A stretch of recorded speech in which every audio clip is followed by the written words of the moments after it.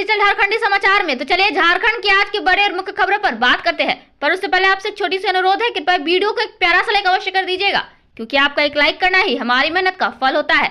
तो चलिए शुरुआत करते हैं आज की पहली और बड़ी खबर से। झारखंड में 26,000 करोड़ का निवेश, हेमंत सोरेन को मिला प्रस्ताव, 15,000 लोगों को मिलेगा रोजगार। मुख्यमंत्री हेमंत सोरेन के प्रयासों से झारखंड इन्वेस्टर हब बनने की राह पर तेजी से आगे बढ़ रहा है। इसी क्रम में 11 निवेशकों ने मुख्यमंत्री को झारखंड में 26,000 करोड़ के निवेश का प्रस्ताव सौंपा है। इस निवेश से राज्य में 15,000 से ज्यादा रोजगार सृजित होंगे। निवेश का प्रस्ताव दे चुके इन निवेशकों ने कोलकाता में शुरू हुए 2 दिनी बंगाल ग्लोबल बिजनेस समिट के तहत आयोजित हाई एडवांटेज झारखंडन में मुख्यमंत्री से मुलाकात कर उद्यम स्थापित करने की योजना की विस्तार से जानकारी दी। इन निवेशकों में से कई ने नए उद्यम लगाने तो कुछ ने यहाँ पहले से स्थापित अपने उद्योगों के विस्तार की योजना से मुख्यमंत्री को अवगत कराया। मुख्यमंत्री ने निवेशकों को भरोसा देते हुए कहा कि सरकार झारखंड में उद्यम लगाने वालों को हर संभव सहयोग करेगी। एक दूसरे के साथ पर जोर मुख्यमंत्री ने निवेशकों से कहा कि झारखंड अपार संभावनाओं वाला राज्य है। खनिज संसाधनों की प्रचुरता के साथ कई ऐसे क्षेत्र हैं जहां निवेश किया जा सकता है। इसके लिए जिस तरह आपको हमारा साथ चाहिए, वैसे ही हमें आपका साथ चाहिए। सभी के सहयोग से झारखंड में विकास को गति दे सकते हैं।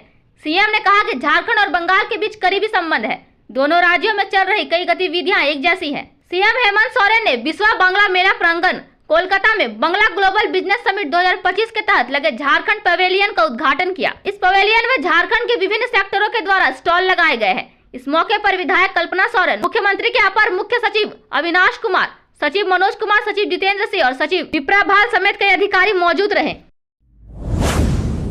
सीएम हेमंत सोरेन धरना पर बैठे, जयराम महतो ने कहा मैं दूंगा साथ। 1,36,000 करोड़ रुपए केंद्र सरकार के पास बकाये को लेकर सीएम हेमंत सोरेन ने 4 फरवरी को जेएमएम के 53वें स्थापना दिवस पर बड़ा बयान दिया था। इस दौरान उन्होंने केंद्र द्वारा बकाया राशि के भुगतान नहीं करने पर कोयला खदानों को बंद करने की चेतावनी दी थी। सीएम के इस बयान का डुमरी विधायक जयराम महतो ने समर्थन किया है। मीडिया से बातचीत के दौरान उन्होंने कहा कि अगर सीएम को लगता है कि केंद्र सरकार के पास उनका बकाया राशि है तो वे आगे बढ़े, मैं उनका समर्थन दूंगा। उनके जितने भी विधायक है धरना पर बैठे, एक विधायक होने के नाते मैं उनका समर्थन करूंगा। सब मिलकर बीसीसीएल का ताला बंद करते हैं, मुख्यमंत्री उसकी अगुवाई करे। उनके तमाम मंत्री धरना पर बैठे, जहां जहां से कोयला निकलता है सभी जगह मिलकर धरना पर बैठिए। मुख्यमंत्री को भाषण देने की आवश्यकता नहीं है, वो आंदोलन करे। हम एक छटाक भी कोयला बाहर नहीं जाने देंगे। जयराम महतो ने कहा कि यह कहां का विकास है कि हमारे चमड़े से आप ढोल बजाएंगे, उस ढोल की आवाज कोई और सुनेगा और हम दर्द में रहेंगे। अगर कोयला उन्नति का पैमाना है तो उन्नति हमारा भी होना चाहिए। जैसा बंगाल की मुख्यमंत्री आंदोलन करती है, अगर वो आंदोलन करते हैं तो हम विपक्ष में होने के बावजूद उनका समर्थन करेंगे। बताते चले कि सीएम हेमंत सोरेन के द्वारा केंद्र से 1,36,000 करोड़ बकाये को लेकर कई बार चिट्ठी पत्री की जा चुकी है। सीएम हेमंत सोरेन ने ये बातें खुद कही। साथ अगर केंद्र यह पैसा नहीं देती तो झारखंड की तमाम खदानों को बंद करने की चेतावनी दी थी। इस चेतावनी के बाद सियासी गलियारों में राजनीतिक तूफान मचा हुआ है। टीबी के बाद अब इन मरीजों को भी हर महीने पैसा देगी झारखंड सरकार। झारखंड में टीबी मरीजों की तरह राज्य के कुष्ठ मरीजों को भी पौष्टिक भोजन के लिए हर महीने 500 रुपए दिए जाएंगे। स्वास्थ्य विभाग की पहल पर केंद्र सरकार की स्वीकृति के बाद कुष्ठ मरीजों के लिए यह सुविधा शुरू करने वाला झारखंड देश का पहला राज्य बन गया है। अब सरकार घर घर जाकर कुष्ठ रोगियों की तलाश कर रही है। राज्य के 4,000 कुष्ठ रोगियों से इसकी शुरुआत की गई है। हालांकि इस वर्ष 8,000 कुष्ठ रोगियों तक सुविधा पहुंचानी है। इसके तहत पुराने मरीजों को 12 माह और नए को 6 माह तक चलने वाले उपचार अवधि तक हर माह उनके खाते में 500 रुपए देने का प्रावधान किया गया है। राज्य में कुष्ठ रोग का बोझ कम करने, विकलांगता रोकने और जागरूकता के लिए राष्ट्रीय कुष्ठ उन्मूलन कार्यक्रम संचालित है। केंद्र प्रायोजित इस योजना के तहत ही पोषण राशि की भी शुरुआत के साथ ही कुष्ठ रोग के इलाज के लिए मल्टी ड्रग थेरेपी भी निःशुल्क दी जाती है। राज्य से कुष्ठ के उन्मूलन को लेकर स्पर्श कुष्ठ जागरूकता अभियान और कुष्ठ खोज अभियान शुरू किया गया है। अभियान 30 जनवरी को प्रारंभ किया गया है, जो 14 फरवरी तक चलेगा। सभी जिलों में जागरूकता अभियान एवं लगभग 13,500 उन गाँव में कुष्ठ खोज अभियान चल रहा है, जहाँ बीते 5 से 7 वर्षों में कुष्ठ के रोगी मिले हैं। स्वास्थ्य विभाग के अपर मुख्य सचिव अजय कुमार सिंह के अनुसार सभी गांव और शहरों में व्यापक स्तर पर जागरूकता अभियान चलाया जा रहा है, जबकि कुष्ठ रोग खोज अभियान में महिला एवं एक पुरुष स्वैच्छिक कार्यकर्ता का खोजी दल बनाया गया है। 5 खोजी दल पर एक पर्यवेक्षक तैनात किए गए हैं। खोजी दल घर घर जाकर त्वचा की जाँच कर संदेहास्पद रोगी की सूची तैयार करेंगे।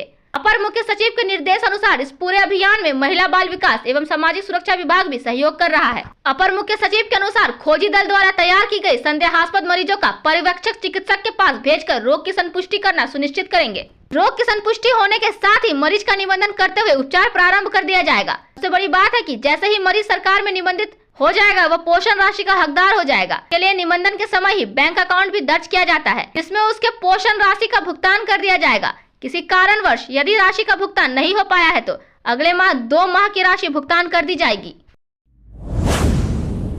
झारखंड डीजीपी को लेकर क्यों खड़ा हुआ विवाद, आमने सामने आए बीजेपी और जेएमएम, शुरू हुई जुबानी जंग।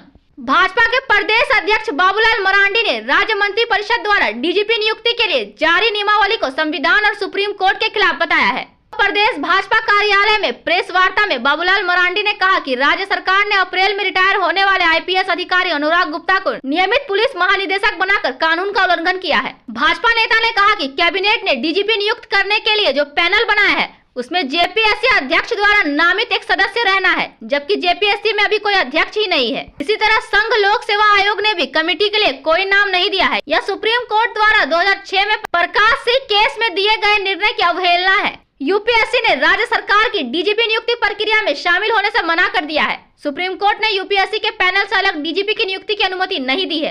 राज्य सरकार ने इसके लिए कोई कानून तो नहीं बनाया, उल्टा कैबिनेट की अधिसूचना से मामले को बाईपास करने की कोशिश की है। यह एक दागदार और विवादास्पद अधिकारी को बेचने की कोशिश है।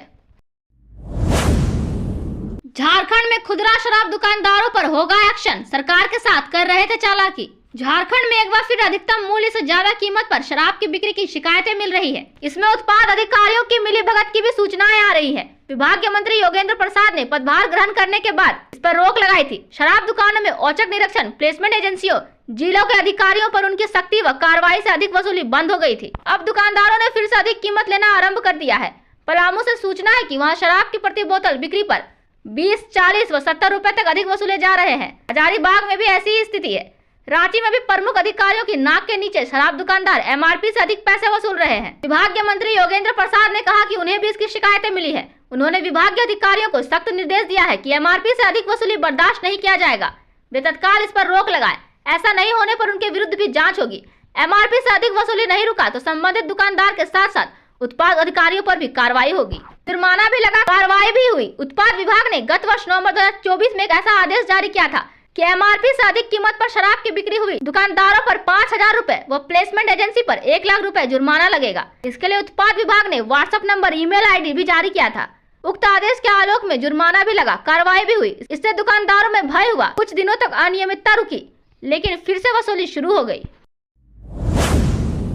झारखंड हाई कोर्ट में सीबीआई ने जेपीएससी परीक्षाओं में गड़बड़ी मामले में दायर किया सप्लीमेंट्री एफिडेविट। 19 फरवरी को अगली सुनवाई। झारखंड हाई कोर्ट ने प्रथम और द्वितीय जेपीएससी संयुक्त सिविल सेवा प्रतियोगिता सहित 12 परीक्षाओं में गड़बड़ी को लेकर दायर जनहित याचिकाओं पर सुनवाई की। जस्टिस रंगन मुखोपाध्याय और जस्टिस अरुण कुमार राय की खंडपीठ ने सीबीआई का पक्ष सुना। सीबीआई की ओर से पूरक शपथ पत्र दायर किया गया। इसके बाद अगली सुनवाई के लिए 19 फरवरी की तिथि निर्धारित की गई। इससे पहले सीबीआई की ओर से वरीय अधिवक्ता अनिल कुमार ने खंडपीठ को बताया कि विशेष अदालत में दायर चार्जशीट की प्रति दाखिल करने के लिए पूरक शपथ पत्र तैयार हो गया है। आज उसे दाखिल कर दिया जाएगा। इसके बाद सीबीआई की ओर से पूरक शपथ पत्र के माध्यम से चार्जशीट दायर की गई। जेपीएससी की ओर से अधिवक्ता संजय पिपरावाल और अधिवक्ता प्रिंस कुमार उपस्थित थे। पार्थिव बुद्धदेव उराव और पवन कुमार चौधरी ने अलग अलग जनहित याचिका दायर कर जेपीएससी द्वारा आयोजित प्रतियोगिता परीक्षाओं में गड़बड़ी का आरोप लगाते हुए सीबीआई जांच की मांग की थी। हाईकोर्ट के आदेश पर सीबीआई मामले की जांच कर रही है। पूर्व की सुनवाई में सीबीआई की ओर से मौखिक रूप से बताया गया था कि प्रथम और द्वितीय जेपीएससी सिविल सेवा परीक्षा में गड़बड़ी से संबंधित आरसी 5/2012 व आरसी 6/2012 में आरोप पत्र दायर किया गया था।